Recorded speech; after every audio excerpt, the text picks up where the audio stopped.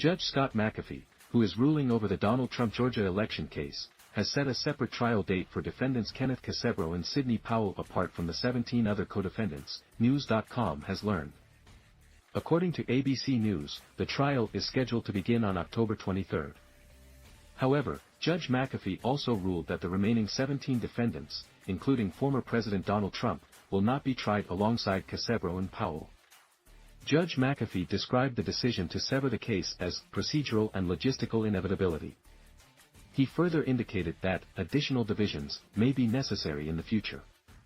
It is important to note that any defendant who does not waive their right to a speedy trial before October 23 will join the trial immediately. Ex-President Trump has already waived his speedy trial rights. Fulton County District Attorney Fani Willis had sought to have all 19 defendants tried together, citing concerns about the strain it would put on the court system. However, the judge's ruling reflects the issues related to due process and the extensive discovery process in this complex case.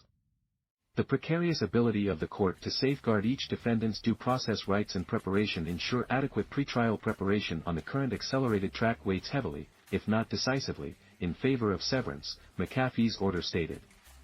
Kenneth Chesebro and Sidney Powell are among the defendants in the case who have pleaded not guilty to the charges. The indictment accuses them of being part of a racketeering scheme aimed at overturning the results of the 2020 presidential election in Georgia. While Trump and others have denied any wrongdoing and claimed the investigation is politically motivated, Powell specifically faces allegations of conspiracy to commit election fraud. It is alleged that she conspired with others to tamper with ballot markers and machines inside an elections office in Coffee County. In a separate motion, Chesebro requested that the district attorney disclose the identities of the 30 unindicted co-conspirators mentioned in the indictment.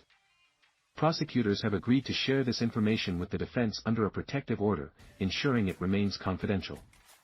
Additionally, Judge McAfee expressed a willingness to grant defense counsel access to transcripts from the witness testimonies gathered during the original investigation. This move has been endorsed by both Powell and Chesebro's attorneys, further enhancing their ability to prepare a robust defense. McAfee claimed he would take the matter under advisement. But as an initial thought, at a minimum, it's going to be granted in part as to any witnesses the state plans to disclose.